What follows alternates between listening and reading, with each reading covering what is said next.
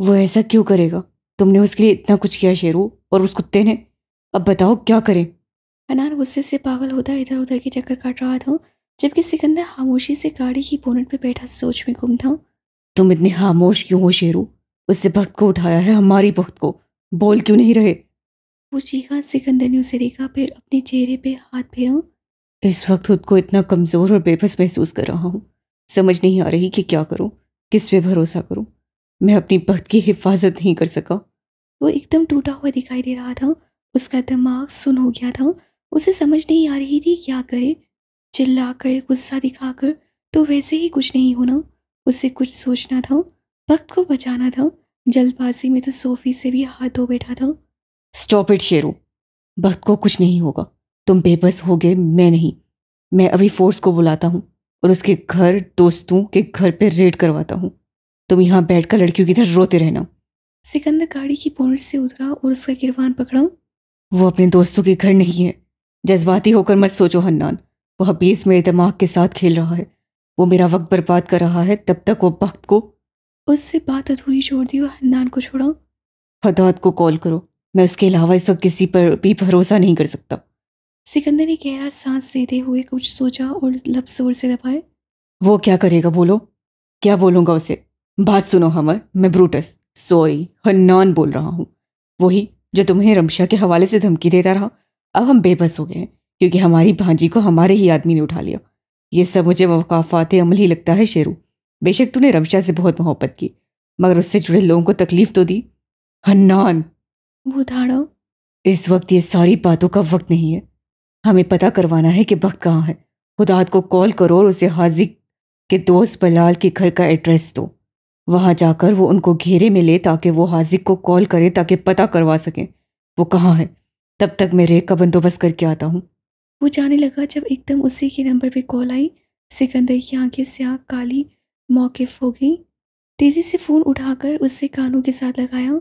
उसके कुछ भी बोलने से पहले वो बोला।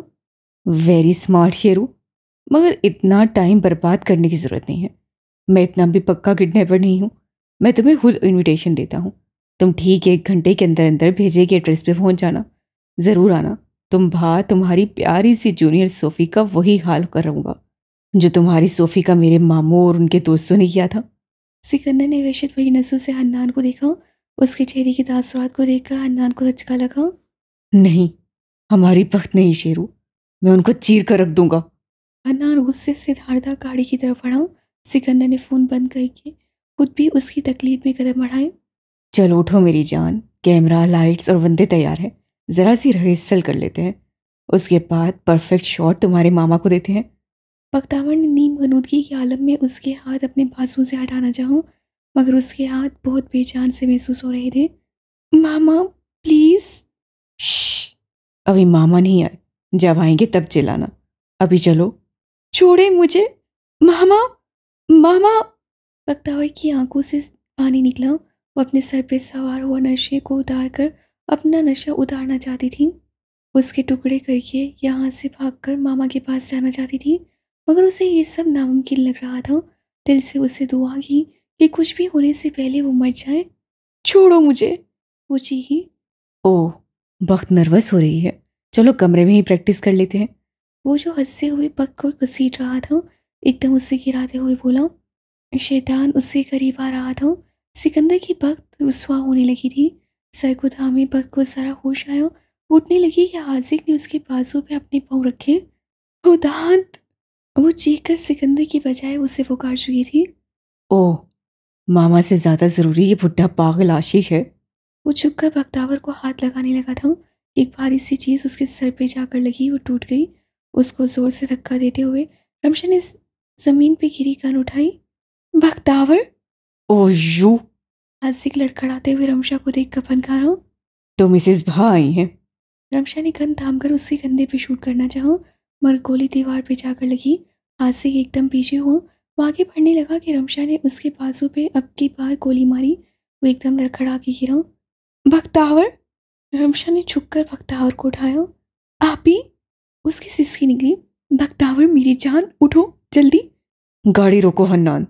सिकंदर ने फोन को जेब में रखते हुए एकदम हन्नान से कहा। हन्नान जो रश ड्राइविंग कर रहा था, एकदम उसकी बात पे तंग आकर बोला। अब क्या तकलीफ है? जो एड्रेस उसने हमें भेजा है वो महज हमें टॉर्चर करने के लिए उससे वो जगह रखी है। क्या मतलब है इस बात का? बख्तावर वहां पे नहीं है? अन्ना ने तेजी से मोड़ काटते हुए कहा। नहीं, वो जगह नहीं है, बल्कि मुझे पता है वो उसे कहाँ लेकर गया है। सिकंदर के दिमाग पे ये बात अचानक लिखी थी जब हासिक ने उसे कॉल की थी।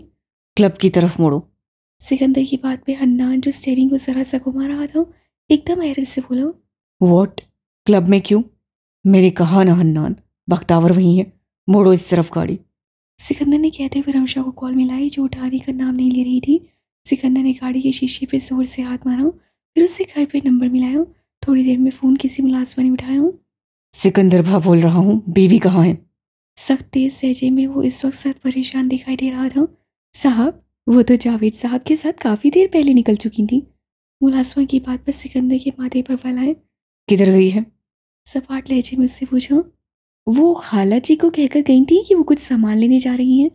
सिकंदर ने बिना कुछ कहे कॉल खत्म की। उसे जावेद को कॉल मिलाई जिससे तेजी से फ़ोन उठाया। हेलो सर, कहाँ हो? सिकंदर ने सख्त लहजे में उससे पूछा। सर, ज़रूरी काम से बाहर हूँ। अच्छा, और ये ज़रूरी काम मेरी बीवी को साथ लेकर कौन सा है? थोड़े मिनट के लिए खामोशी छा गई, फिर जावेद मध्यम लहजे में बोला। Sir, I am sorry. उससे फ़ोन काट दिया। सिकंदर शॉक में चला गया। जावेद ने उसका फ़ोन काटा। उसका दिल रुक गया। कहीं जावेद भी हासिक के साथ नहीं मिला और रे और वक्त। ये अल्लाह नहीं, वो मर जाएगा। अगर उन दोनों को कुछ हुआ तो वो वाकई अगली सांस नहीं ले सकेगा। सर थाम कर वो खुद को इस वक्त दुनिया का सबसे बेबस-तरीन इंसान समझ रहा था। सारी हिम्मत जमा करते हुए उसे तेजी से बख्तावर को उठाया और बाई की तरफ बढ़ी। "भाभी, आप यहाँ? मामा कहाँ हैं?" रमशा बख्तावर को साथ लगाए इधर-उधर देखने लगी। दूसरी तरफ तो हादसे के बंदे खड़े हो गए। या अल्लाह, कहाँ जाए वो? उसे वक्त के बारे में तब पता चला जब वो पिछले लॉन में नमाज मुकम्मल कर चाहे नमाज उठा रही थी। कहीं आसपास उसे आवाज़ें सुनाई दी। उससे ज़रा थोड़े से ही फासले पे सर्वेंट क्वार्टर था। पता नहीं वो उस तरफ कभी ना बढ़ती, मगर जैसे दिल ने कहा कुछ सही नहीं है और वजह वहाँ से कुछ मशकूक आवाज़ें मिली। वो ज़रा से फासले पर रुक कर जब उन आवाज़ों पे गौर करने लगी तो सुनकर वो साकित रह गई। जब उसे सुना कि हासिल बख्तावर को क्लब में ले गया और किस नीयत से लेकर गया है, रमशा को तो सही मायनों में पैरों तले से ज़मीन निकल गई। साहब कह रहे थे डीवीडी बनाकर हमें भेजेंगे। भाई, सही मज़े आने लगेगा। दोस्तों, अब पता चलेगा भाग को गरूर का सर हमेशा नीचा होता है। ये शैतानी आवाज़ किसी और की नहीं, नज़ीर की थी। रमशा की सांसें रुकने लगी। उसकी बख्तावर, सिकंदर की जान। या अल्लाह, उसका सिकंदर तो मर जाएगा। कुछ सोचकर वो अपने कमरे की तरफ भागी और उससे फैसला किया कि वो जाएगी। वो सिकंदर का मान नहीं तोड़ेगी। उसकी पग को उसकी ज़रूरत है, चाहे उसे इस राह में मरना ही क्यों ना पड़े। अलमारी की तरफ बढ़ी, उससे लॉकर से सिकंदर की गन निकाली। उसे देखने के बाद उससे गहरा सांस लिया। अल्लाह, तेरे सिवा मेरी कोई मदद नहीं कर सकता। आंखें बंद करके कहते हुए उससे अपना पर्स निकाला और गन बैग के अंदर रखी। फिर उसे सिकंदर की गाड़ी की चाबी उठाई और नीचे की तरफ बढ़ी। बाहर निकलकर वो गाड़ी की तरफ बढ़ी जब उससे जावेद को उसे पुकारते हुए सुना। मैम, कहाँ जा रही हैं आप? रमशा ने आंखें जोर से बंद कर ली। क्या वो जावेद पर भरोसा कर सकती है? नहीं। जब सिकंदर के बाकी बंदे धोखेबाज निकले तो जावेद कौन सा दूध का धुला होगा। किसी काम से जा रही हूँ और खबरदार, साहब को बताने की कोशिश भी की।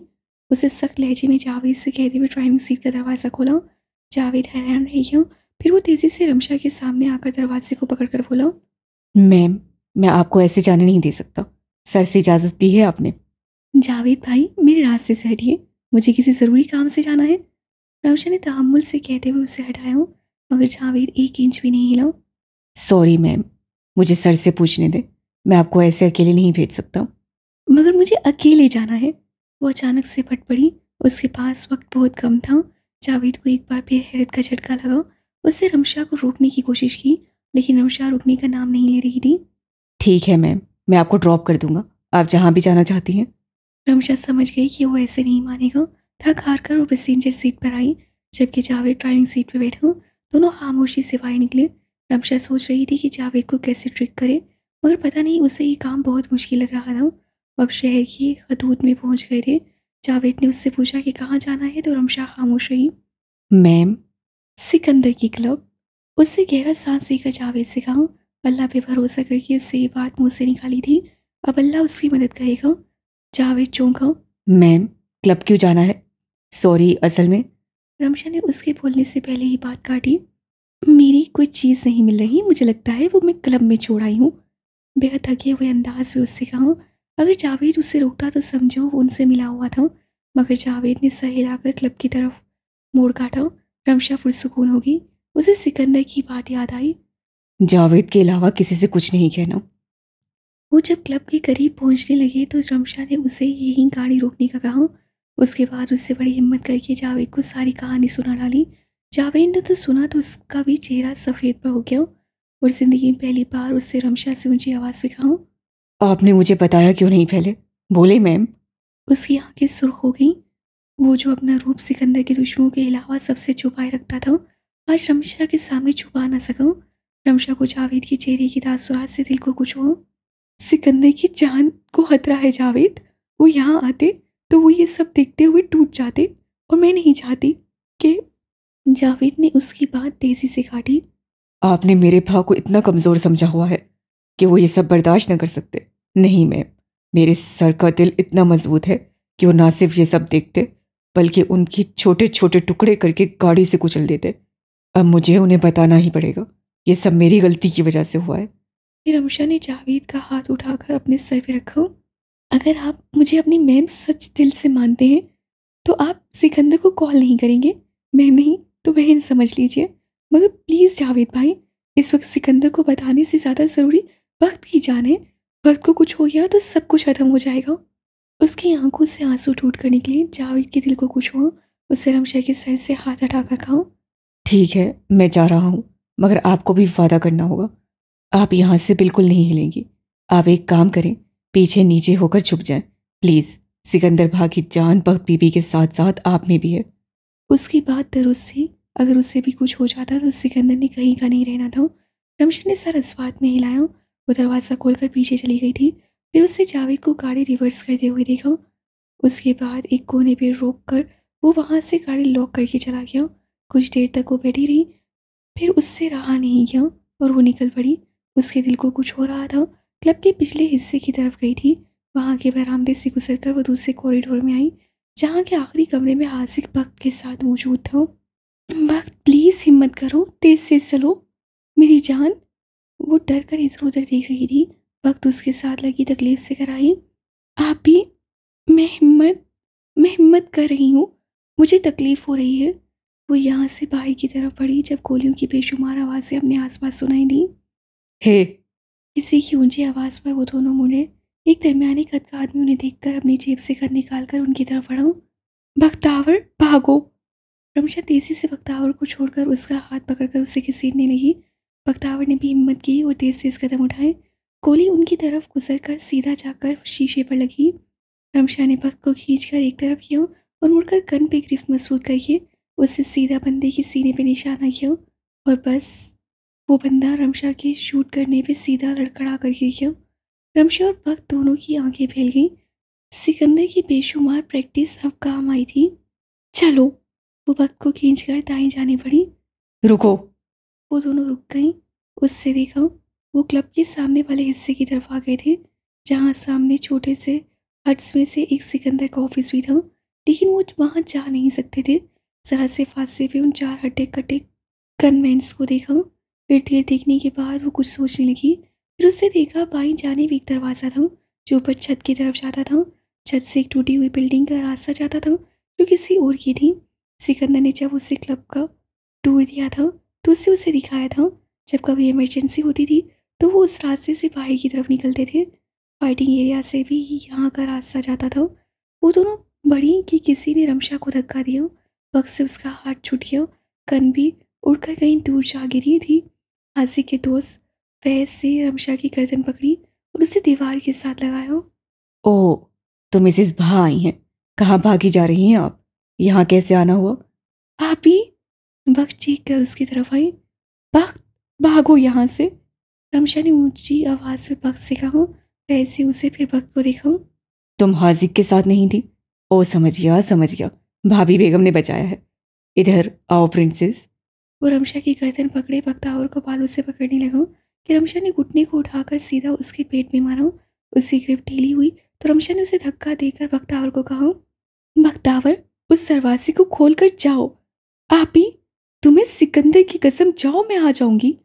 वो बख्तावर को धक्का देते हुए ही और अपनी गन की तरफ बढ़ी। बख्तावर ने नम आंखों से उन्हें देखा और फिर वो भागी। रमशा गन उठाने लगी कि उस शख्स से रमशा को बालों से पकड़कर दीवार से सर जोर से मारा। अब रमशा के कान के साथ एक आंख बंद हो गई। तकलीफ से पूरा जिस्म कांपने लगा। मुझे मारेगी साली, तुझे मैं। उसकी बात अधूरी रह गई। उससे चीखने की कुछ आवाज़ें सुनाई दी। उसका सर चकरा रहा था। वो गिरने लगी तो किसी ने उसे पकड़ा। उसे दबी हुई आवाज़ सुनाई दी। ये आवाज़, ये खुशबू, ये दहशत किसी बहुत अपने की लग रही थी। रमशा, रमशा। हन्नान ने रमशा को पकड़कर उसे हल्का सा झंझोड़ा। रे, मेरी जान, रे, तुम ठीक हो? किसी ने अपने भारी हाथ उसके गाल पे रखे। ये दीवानगी भरी आवाज़ तो उसके सिकंदर की थी। रमशा की ज़बान लड़खड़ा गई। फिर उस सिकंदर की हैबतनाक धाड़ सुनाई दी। हन्नान, रे को जल्दी से गाड़ी में लेकर जाओ। मेरी बीवी को हाथ लगाकर तूने अपनी मौत लिखवाई है। सिकंदर ने अपनी छुरी निकालकर फैज़ की बेरहमी से जुबान काटी। सिकंदर, खत्म कर इसे। टॉर्चर पे वक्त बर्बाद मत करना। तू रे को यहाँ से लेकर जा। उसे सिकंदर की वहशत से कांपती आवाज़ सुनाई दी। सिकंदर, बख्त, बोलते हुए उसके बाद उसे होश नहीं रहा। अर्थात उस इमारत की ऊपरी हिस्से में पहुंच चुका था। गन पकड़े वो अतराफ का जायजा लेने लगा। बख्तावर। उसे हर कोने से चेक करके बख्तावर को पुकारा। बख्त। फिर एकदम उसके कदम रुक गए जब उससे गिरा हुआ दुपट्टा और खून के धब्बों के निशान जमीन पर देखे। उसका दिल मुट्ठी में आ गया। उससे वहशत भरी नसों से चुपका दुपट्टा देखा तो उसका दिल लगा किसी ने मुट्ठी में ले लिया हो। जब उसे एहसास हुआ कि ये भक्त का दुपट्टा है, थमी हुई सांसों और खून रंग आंखों से उससे कहा, नहीं, नहीं, तुम्हें कुछ नहीं होगा बख्त। वो दुपट्टे को मुट्ठी में लेते एक बार फिर भक्त को पुकारता तेजी से उठा। उसके दिल में जो खदशे थे वो उसे वहशी जानवर बनने पर मजबूर कर रहे थे। अगर वो अपने मकसद में कामयाब हो गए तो बस वो सांस भी मांगेंगे तो वो भी उन्हें नहीं देगा। वो मौत भी मांगे तो वो भी नहीं उन्हें देगा। बख्तावर, तुम्हें कुछ नहीं होगा। तुम्हारी हिफाजत अल्लाह ताला करेंगे। उससे खुद से ये बात बार बार की मगर आंखें बार बार धुंधला रही थी। ये सब उसकी वजह से हुआ था। खुद को कभी माफ़ नहीं करेगा। उसकी बख्त। बख्तावर। वो चीखा। वो यहाँ पहुंचा भी हाजी का नंबर ट्रेस करके था। हालांकि उसे बुलाया तो किसी और जगह पे था मगर वो समझ गया था कि ये उसके साथ माइंड गेम्स खेल रहा है और अब सिकंदर के क्लब के साथ उस वीरान नामुकम्मल इमारत में मौजूद वक्त की तलाश में था। हाजी हिम्मत करते हुए बाहर की तरफ आया और उसने अपने बाजू को पकड़े इर्द गिर्द देखा। अगर रमशा यहाँ पहुँच सकती हैं तो समझो सिकंदर भी यहाँ पहुँच गया होगा। मगर सिकंदर जैसा पागल आदमी अपनी बीवी को खतरे की जगह में कैसे लेकर आ सकता है। बहरहाल उसे शार्प शूटर को यहाँ बुलाना पड़ेगा। बाकियों को तो वो देख लेगा। सिकंदर को ही उसने मारना पड़ेगा वरना बराट उसकी मदद आगे का नहीं करने वाला। बराट के कहने पर ही तो उसे सिकंदर के घर पे बेशुमार हमले करवाए थे। मेगन के कहने पे ही वो छुपकर रमशा के पास आकर उसे टॉर्चर करता था। किसी को पता नहीं था कि उनके घर में ही सबसे बड़ा दुश्मन मौजूद था जो उनकी पीठ पीछे छुरा घूम रहा था। सिकंदर हर कमरे में बख्त को चेक कर चुका था मगर उसे बख्त नहीं मिली। उससे अपने बालों को पकड़कर इर्द गिर्द देखा। एक बंदे ने आकर सिकंदर पे हमला करना चाहा। सिकंदर नीचे को झुका। वो सामने शीशे में उसे देख चुका था और उठकर एक जोरदार मुक्का उसके जबड़े पर मारकर उसके पकड़े असले को उसके सर पे मारकर उसकी गर्दन जोर से झटका देकर उसे नीचे गिराया। बख्त, तुम्हारा मामा आ गया है। बख्त, तुम कहाँ हो? वो चीखते हुए पूरे क्लब को हिला चुका था। बीच में आते हुए 5-6 बंदों को उससे बिना सोचे समझे खत्म किया मगर मारने से पहले उससे हासिक और बख्त का पूछा। जवाब न पाकर उससे उनकी सांसें छीन ली। सर। जावेद की आवाज़ पे सिकंदर मुड़ा तो उसकी आंखें फटी की पड़ी रह गई। जावेद की शर्ट फटी हुई थी और उसका चेहरा जख्मी हुआ हुआ था। जावेद। सिकंदर भागकर उसके पास आया। जावेद, ये क्या, तुम यहाँ क्या कर रहे थे? मुझे बताया क्यों नहीं? उसका गिरबान पकड़े वो परेशानी और तेजी से उससे बोला। सर, मैम ने मुझे अपनी कसम दी थी। सर, मैं सबको मार आया हूँ लेकिन बख्त बीबी नहीं मिली। सर, मैं बख्त बीबी को न ढूंढ सका।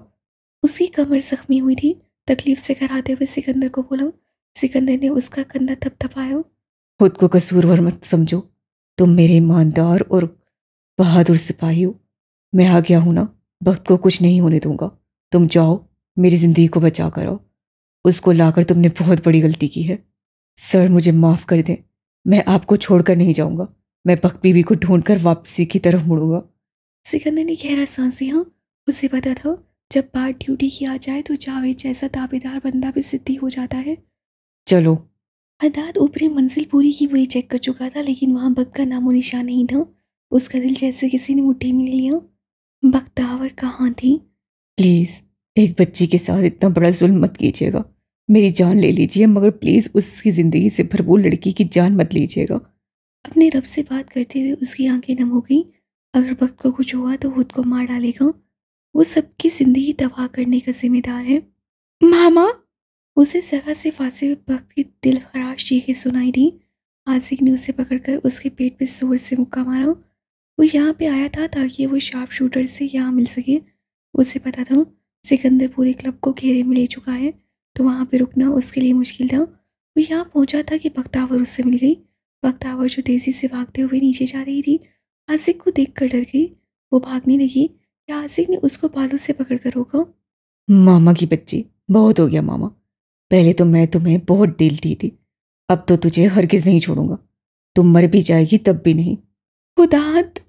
वो रोते हुए दूसरी बार उसका नाम लेते हुए उसे खुद से दूर कर रही थी कि उसी वक्त खुदात की आवाज़ उसके कानों में रस घोलती हुई साबित हुई।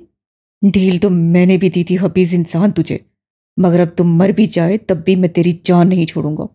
खुदात ने उसके बालों को अपनी उंगलियों की गिरफ्त में लेकर उसे खींचा और सीधा जाकर उसे सीढ़ियों में फेंका। वक्त ने खुदात को देखा। खुदात ने उसे। वक्त की आंखें नम हो गई। वो हिचकियाँ लेते हुए रोने लगी। खुदात को कुछ हुआ, मगर वक्त से ज़्यादा जरूरी उस कमीने का हशर करना था। वो तेजी से किसी वहशी भेड़िए की तरह नीचे बढ़ा और उससे हाथ से को झपटा। जिस लड़की की इज्जत हराब करने का तू सोच रहा था, वो ना सिर्फ एक दरिंदे की भांजी है, बल्कि मेरी जिंदगी है। जानते हो कौन हूं मैं? अपनी इज्जत की खातिर क्या बन सकता हूं मैं? उससे हादसे की गर्दन पे जोर से पंच मारा। हादसे को लगा अब वो सांस नहीं ले सकेगा। वैशी जानवर से भी बदतर हूं मैं। तूने मेरी इज्जत पे हाथ डालने की हिम्मत भी कैसे की? वो हादसे में मुक्कों की बारिश करने लगा। खुदात आज सचमुच पागल हो गया था। उससे हादसे की गोली लगे बाजू पे उंगली धुंसी। वो तकलीफ से चीखा। छोड़ो मुझे। खुदात ने उसके पेट पे जोर से मुक्का मारा। मेरी बख्त को छोड़ा था तुमने, जो मैं तुझे छोड़ूं? उसके सर दीवार से मारते हुए घुराया। इस लड़की को हाथ लगाते हुए तुम्हें जरा भी खौफ नहीं आया? एक बार भी नहीं? उससे फिर हादसे को सीढ़ियों से नीचे फेंका। उसका जिस्म पूरा नीलो नील और खून से लथपथ हो गया था। हादसे घूम कर नीचे जमीन पे गिरा, वो भी किसी के पैरों के सामने। खुदात आगे बढ़ा तो एकदम उससे कदम ठहर से गए। आसिक ने अपनी धुंधली आंखें खोली। उस शख्स को देखकर उसके लबों से तन से हंसी छूटी। ओह, तो सिकंदर पहुंच ही गया। छीन ली मैंने तेरी बख्त की इज्जत। वो तुझे कहेगी कुछ नहीं हुआ, मगर सब कुछ हो चुका है। बकवास करता है। खुदात दहाड़ कर उस पे एक बार फिर झपटने लगा, मगर उससे पहले सिकंदर उसे उठा चुका था। मगर सिकंदर उस वक्त सिकंदर नहीं था। वो रूस के टेबल में तब्दील हो चुका था। वही जो टॉर्चर का प्यासा था, वो जो बदले में बस खून ही खून मांगता था। सिकंदर, मुझे दो। ये मेरा शिकार है, इसे मैं तड़पाऊंगा। खुदात के कहने पे सिकंदर ने अपनी सर्द निगाहें उठाकर उसे देखा और उसकी आंखें साफ कह रही थीं उसके मामले में अब ना पड़ा जाए। वो खून का प्यासा, वो अब उसके बीच में आने वाले हर बंदे की जान ले लेगा, चाहे वो उसका अपना ही क्यों ना हो। मामा! सिकंदर की धड़कन की पीठ में सुई उससे देखा। बख्तावर सीढ़ियों पे खड़ी अपनी बिगड़ी हुई हालत पे रोते हुए उसे देख रही थी। सिकंदर ने तकलीफ से अपनी आंखें बंद कर दी। मुझे माफ कर दो सोफी। उसका दिल सिसक पड़ा। आसिक के कॉलर पे उसकी गिरफ्त इतनी सख्त हो गई कि उसका पूरा हाथ सफ़ेद हो गया। खुदात, बख्तावर को यहाँ से लेकर जाओ। सिकंदर आंखें बंद किए सर लहजे में खुदात से मुखातिब हो। नहीं, बेहतर है तुम बख्त को लेकर जाओ। इसे मैं खत्म करूंगा। खुदात उसे पकड़ने लगा तो किसी वहशी दरिंदे की तरह सिकंदर घुराया। मैंने कहा बख्तावर को यहाँ से लेकर जाओ। आंखें और दांत सुरात दोनों ही बदलकर एक गैर इंसानी रूप दे रही थीं। खुदात ने मुट्ठियां भींच लीं। बख्तावर दीवार के साथ लगी अपने पैरों पे खड़ी नहीं हो सकती थी। और नीचे बैठती चली गई। खुदात ने सुख चेहरे से सिकंदर को तैश भरी निगाहों से देखा और मुड़कर तेजी से बख्त की तरफ बढ़ा। बख्तावर ने सर उठाकर उसे देखा, फिर निगाहें झुका ली। बख्त। खुदात ने उसका हाथ पकड़ा तो बख्त बिना कुछ कहे उठने की हिम्मत करने लगी, लेकिन खुदात ने उसे बाजू में उठा लिया था। सिकंदर ने उन दोनों को देखने के बाद उसे देखा जो बिल्कुल मरने के करीब था। उसे फेंककर सिकंदर ने अपना बूट उसकी पेशानी पे रखे। पूछ सकता हूँ कि शेर के मुंह में हाथ डालने की इतनी जुर्रत तुम में कहाँ से आई, और किस चीज ने तुम्हें इस हरकत पे उस उकसाने पे मजबूर किया? वो हंसा। बड़ा ही ढीठ इंसान था। मौत उसके सामने खड़ी झुककर उससे पूछ रही थी कि उसे ये हरकत क्यों की, और वो हंस रहा था। तूने मेरे चाचा को मारा, तूने मेरे मामू समेत मेरी माँ को भी खुदकुशी करने पे मजबूर किया। जिस कुर्सी का मैं हकदार था तो उस पे कब्जा किए मालिक बना बैठा रहा। वहां मुझे बनना चाहिए था, मगर उस मुकाम पे तू ऐश करता रहा। मुझे नौकर की हैसियत देकर सिकंदर आजम बना बैठा था। उसके बाद अपनी बीवी की वजह से मेरे हाथ काटे। उसके बाद मैंने फैसला कर लिया, तेरा गरूर तुझसे छीन कर तुझे मौत दूंगा मैं। सिकंदर उसे बर्फ से भी ज्यादा ठंडी नजरें देने के बाद अपने पैर हटाते हुए झुका और उसके काल नाखून से पकड़कर उसकी आंखें अपनी तरफ की। तुम मेरा नौकर बनने के भी काबिल नहीं था, और बात करते हो कुर्सी की, भागी कुर्सी चाहिए जो अजल से शेर दाऊद सिकंदर की थी। क्यों तुमने अपनी जिंदगी धोखे में गुजार दी? तुम्हें लगा कि मेरे मरने के बाद तुम्हें यह मुकाम हासिल होना था, तो ये तुम्हारी बड़ी भूल थी। उसे छुरी निकाली और उसके गाल को बड़ी बेरहमी से काटा। वो तड़प कर चीख पड़ा। मुझे तो तुम्हें उसी दिन मार देना चाहिए था जिस दिन तूने मेरी बीवी का गला दबाया था, मगर मेरी उस बेवकूफ़ बीवी ने अपनी कसम दे दी। मेरी बीवी ने किस बेकार चीज़ के लिए मुझे अपनी कसम दी? उससे छुरी अब उसकी गर्दन पे रखी और उसे सरा सकट मारा। बहुत बड़ी गलती की है तूने, मेरी बीवी और बच्ची को हाथ लगाकर बहुत बड़ी गलती की है। फिर उसे हाथी की सारी उंगलियां काट दी। उसके बाद वो ठंडा होने की बजाय गुस्से से पागल हो गया। वजह सोफी की चीखें थी। वो दर्दनाक मंजर था। वो बख्तावर की हालत थी। वो रमशा की खून से लथपथ चेहरा। उसकी लड़कियां उसकी वजह से तकलीफ में मुब्तला हुई। वो अब इस तकलीफ का असाला करेगा। वो उसका दिल निकाल कर सबको दिखाएगा कि अगर अब उसकी बीवी और बच्ची पे किसी ने बुरी नजर की तो वो उनके दिल निकाल कर उन्हें कुचल देगा। और उसने हाजिक के साथ ऐसा ही किया था। उसका सीना काट कर उसका दिल निकाल चुका था। रमशा की आंखें खुली, उससे देखा उसके सर और आंखें बहुत बुरी तरह दुख रही थीं। आंखें बंद करके उसे याद करने की कोशिश की कि वो कहाँ है, मगर दर्द से उसे कुछ याद नहीं आ रहा था। इर्द गिर्द देखने के बाद उससे अपना सर पकड़ कर उठी। देखा वो गाड़ी की पिछली सीट पे बैठी हुई थी। माथे पे हाथ रख के उसे याद आया कि उसका सर दीवार से मारा गया था और सिकंदर पहुंच गया था। या अल्लाह, सिकंदर पहुंच गया था। उसे देखा हन्नान सामने खड़ा फ़ोन पे किसी के साथ लगा हुआ था। वो तेजी से गाड़ी से उतरी। सिकंदर, मेरा सिकंदर कहाँ है? बख्तावर वो चीख कर परेशानी से कंधा में हन्नान को बोली, जो गाड़ी की तरफ आने लगा था। आता होगा रमशा, तुम चलो हमारे साथ। हन्नान ने रमशा का बाजू पकड़ा तो रमशा ने गुस्से से छुड़वाया। उसके माथे से अभी तक खून बह रहा था, मगर उससे परवाह नहीं थी, जैसे पहले नहीं थी। मैं कहीं नहीं जाऊंगी, ना पहले गई थी ना अब जाऊंगी, आप जाइए, वो गुस्से से बोली। रमशा, पागल मत बनो। अगर उसे पता चला कि मैं अभी भी तुम्हें यहाँ से लेकर नहीं गया, वो मेरी चमड़ी उधेड़ के रख देगा। वो सिकंदर सिकंदर झाड़ियों वाली साइड से निकलता हुआ दिखाई दिया। उसकी हालत बड़ी अजीब थी, मगर उसके भागते हुए रमशा को ध्यान नहीं था। वो सिकंदर के सफ़ेद पर्दे चेहरे को नहीं देख सकी। मौत अब सिकंदर के इतने करीब आ रही थी, वो ये देख ही नहीं सकी।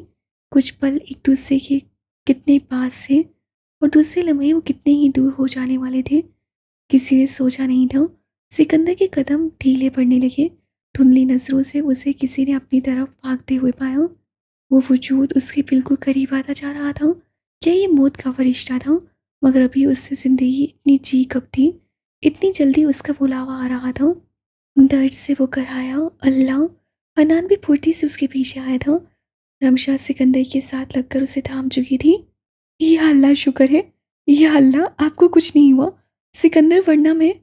फिर सारे लफ्ज साकित हो चुके थे जब उसे सिकंदर की पुष्प पे अपना हाथ रखा। उसके हाथ गीले हो चुके थे और वो जानती थी कि किस चीज़ से उसके हाथ खिले हुए थे उसे देखने की ज़रूरत नहीं थी। सिकंदर की रुकती सांसें सारी कहानी सुना रही थीं। सिकंदर ने रे के बाजू थामे और तकलीफ से सांस ली। शायद आखिरी सांस थी। रमशा को लगा उसका दिल बंद हो जाएगा। शेरू। हन्नान उसके पास आया और उसे देखकर रमशा से उससे अलहदा किया, लेकिन सिकंदर उसे थाम चुका था और अपनी बंद होती आंखों से पहले उसे रमशा के कानों में बड़बड़ा कर कहा, करबा करबूरे। फिर उसकी आंखें बंद हो गईं और उसी पल रमशा दर्द से चिल्लाई थी, दाऊद। शार्प शूटर जो सिकंदर पर निशाना मारने में कामयाब हो गया था, एक बार फिर उस पर और उसकी तड़पती हुई बीवी पर निशाना लगाने लगा कि हन्नान उस दूर ही क्लब की छत पे मौजूद देख चुका था। अपनी गन को ऊंचा किए उसकी तरफ शूट करने लगा। वो एकदम पीछे हुआ। हन्नान तड़प कर चीखते उसकी तरफ भागा। कुछ देर पहले सिकंदर हासिक को मारकर बिल्डिंग से निकला ही था कि उससे गलती से बाएं जाने की बजाय दाएं जाने पड़ गया। यही उसकी सबसे बड़ी गलती थी। उस वक्त शार्प शूटर दूसरे रास्ते से यहाँ पहुंचा था और बिल्डिंग की बजाय क्लब की छत की तरफ गया था, क्योंकि उससे सामने बहुत सी गाड़ियों को और सामने ही खड़े हन्नान और चंद एक ऑफिसर्स को देख लिया था जो कुछ बंदूकों को घसीट कर गाड़ी में डाल रहे थे। उससे प्लान बी इस्तेमाल करते हुए फैसला किया कि वो यहाँ से सिकंदर शूट करेगा, क्योंकि उसे पता था कि बाकी सबको तो वो अपने घेरे में ले चुके होंगे। इससे कोई फ़ायदा नहीं था नीचे जाने का। दूरबीन का इस्तेमाल करते हुए सिकंदर की तलाश में था, मगर सिकंदर का कहीं नामो निशान दिखाई नहीं दे रहा था। उसे लगा आज तो उसका प्लान फेल हो जाएगा और वो पकड़ा जाएगा। अब दूरबीन गुस्से से रखकर वो अपनी बंदूक को पकड़े इर्द गिर्द देख रहा था कि अचानक झाड़ियों वाली जगह से उसकी नज़र सिकंदर पे पड़ी। वो बेध्यानी में चलता उस रास्ते से गुजर कर आ रहा था। शार्प शूटर के चेहरे पे शैतानी मुस्कुराहट फैली और उससे सिकंदर की बेध्यानी का फ़ायदा उठाते हुए उसकी पीठ पे शूट किया और सिकंदर हदीद का काम तमाम कर दिया। मगर उसकी सबसे बड़ी भूल थी ये। सिकंदर आंखें खोले। सिकंदर मेरे कृपा करपू प्लीज़ ऐसे मत कीजिएगा मेरे साथ। सिकंदर आपको मेरे लिए जीना है। सिकंदर वक्त का क्या होगा? वक्त अपनी मामा को खोकर मर जाएगी और आपकी रे वो कैसे जिंदा रहेगी? दाऊद मेरे दाऊद प्लीज़। सिकंदर को संभालते संभालते हुए नीचे बैठती चली गई, यहाँ तक कि सिकंदर का सर उसकी गोद में आ गया। रमशा बार बार उसका चेहरा थामे झंझोड़ रही थी। उठिए सिकंदर, आप इतने कमज़ोर तो नहीं थे। सिकंदर प्लीज़ मेरा दिल बंद हो जाएगा, कम से कम आंखें खोल लें। उठे सिकंदर, मैं आपको लेकर चलूं। सिकंदर। मगर सिकंदर कोई रद्द अमल नहीं दे रहा था। सिकंदर मैं मर जाऊंगी, प्लीज़ या अल्लाह आपने मेरी मदद करनी थी। अल्लाह प्लीज़ सिकंदर को कुछ नहीं होने दीजिएगा, मैं मर जाऊंगी अल्लाह ताला, अभी तो वक्त भी नहीं मिली प्लीज़। वो सिकंदर को झंझोड़ते हुए आसमान को देखते हुए चीखने लगी। उसकी चीख से पूरा जहान हिल गया था। रहम करे मेरे मालिक, मेरा साहिबान मत छीनिएगा प्लीज़। खुदात उसको थामे लेकर आ रहा था। वक्त बिल्कुल खामोश थी। खुदात को उसकी खामोशी बड़ी जोर से लगी। वो जो हंसी मुस्कुराती पूरे घर की रौनक थी, आज अपनी खामोशी से उसका दिल दहला रही थी। उसके माथे पे अपने लब रखे वो सिसका, मुझे माफ़ कर दो वक्त, मैं तुम्हारी सही से हिफाजत नहीं कर सका। वक्त ने कुछ नहीं कहा। वो ज़रूरत से ज़्यादा खामोश थी। वो गाड़ी की तरफ आई तो एकदम खुदात सामने मंजर को देखते हुए ठहर गया। उसके ठहरने पे वक्त ने देखा तो उसकी आंखें पथरा गईं। रमशा सिकंदर को झंझोड़ते हुए चीख रही थी। उससे फिर खुदात को देखा तो उसकी आंखें लम्हे में फैली। फिर सिकंदर को छोड़कर वो भागते हुए खुदात के पास आई। मामू, मामू आप यहाँ?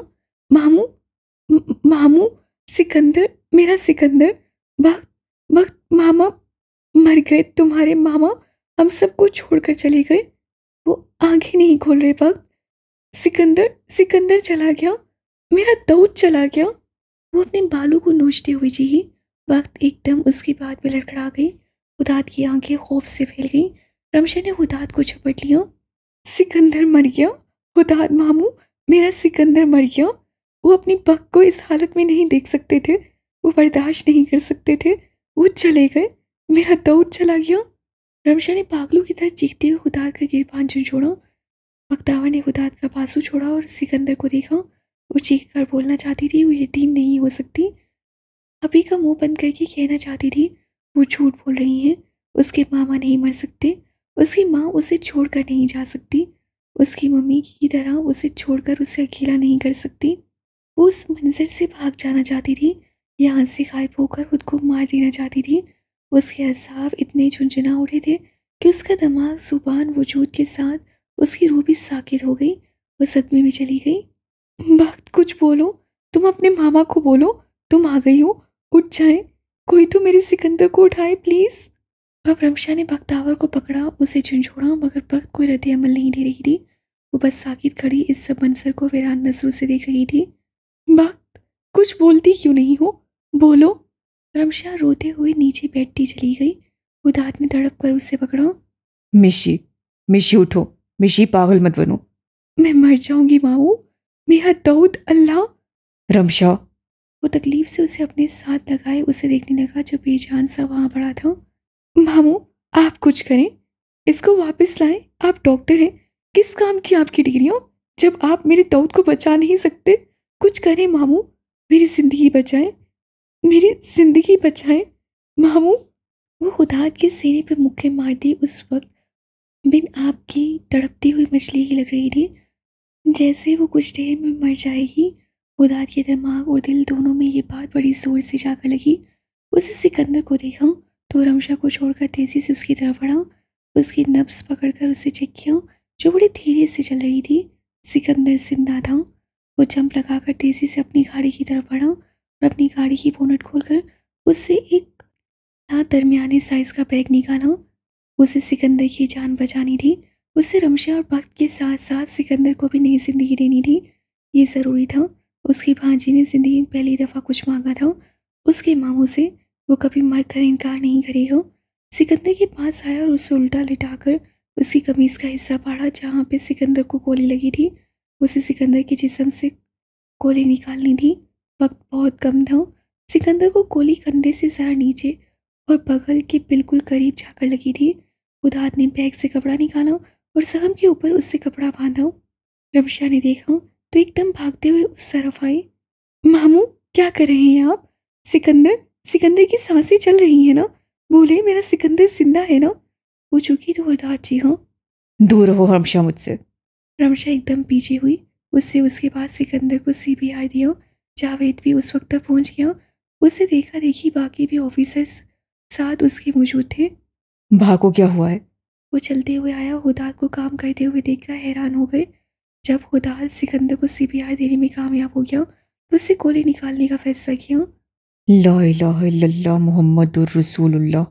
दिल में बोलते हुए उससे ग्लव्स तेजी से पहने और स्केलेप और दीगर इंस्ट्रूमेंट का पैकेट खोलकर सिकंदर की जिस्म से गोली निकालने लगा। रमशा हाथ एक साथ मिलाए दवा करने लगी। बस साकित खड़ी सब देख रही थी। बाकी सारों को तो जैसे सांप सूंघ गया था। कैप्टन हुदाद अजीम, वाह हुदाद, मुझे तुम पे फख्र है। उसे बड़े भैया की आवाज़ सुनाई थी जब उसकी प्रमोशन हुई थी। उसके बाद जब जनरल साहब ने उसे गोल्ड मेडल से नवाजा था, उसे अच्छे लफ्ज़ों से नवाजने के बाद उसे गुड लक दिया। उसे उस वक्त अपनी पासिंग आउट परेड याद आई। सारों की खुशी से भरे चेहरे दिखाई दिए। फोटो के लिए खड़ा वो आर्मी यूनिफॉर्म में मलबूस बहुत खुश दिखाई दे रहा था। उसकी चमकती आंखें उसे सबसे बहुत मुनफरिद बना रही थीं। यार ये छोटा चितन हमसे आगे निकल गया। उससे अपने छोटे भैया की हंसी आवाज़ सुनाई दी। खुदात है ही हम सबसे मुनफरिद, देखना ये जिंदगी में कुछ करेगा। उसके माथे पे ठंडे पसीने छूट रहे थे। हाथ पीछे करते हुए उससे गोली ज़मीन पे फेंकी और सिकंदर को स्टिचेस लगाने लगा। ये पूरा काम उससे पूरे 7 मिनट के अंदर अंदर किया था। कयामत थी जो गुजर चुकी थी। सिकंदर की जान खुदात ने बचा ली थी। खत्म, शुद्ध, एपिलॉग। सिकंदर की आंखें खुली तो उसने देखा तो एक परी उसे देखकर मुस्कुरा रही थी। उसकी मुस्कुराहट पे सिकंदर भी जरा सा मुस्कुराया, मगर थोड़ा सा जंपिश देते हुए उसके चेहरे की नकोश को में खुजा हुआ। रे, उसके लब हिले। रमशा ने झुककर उसके माथे पे प्यार किया। जी रे की जान, आंखें खोल ली बिलाहिर। रमशा ने उसके बालों में उंगलियां फेरी। मैं उफ कहाँ हूँ? उससे तकलीफ से आंखें बंद करके कराते हुए अपना हाथ उठाया तो उसे चुभन महसूस हुई। आराम से दो, ड्रिप लगी हुई है। सिकंदर ने नागवारी से निगाहें उठाकर देखा। वो हॉस्पिटल रूम में था। मैं यहाँ क्या कर रहा हूँ? वो तेजी से उठते हुए बोला। उसकी तेजी से उठते ही उसकी कमर में शदीद दर्द हुआ। या अल्लाह, ये आदमी भी ना, क्या कर रहे हैं आप? लेटिए। उसे सिकंदर को लेटाना चाहूं तो सिकंदर ने अपना सर उसके कंधे पे रख दिया।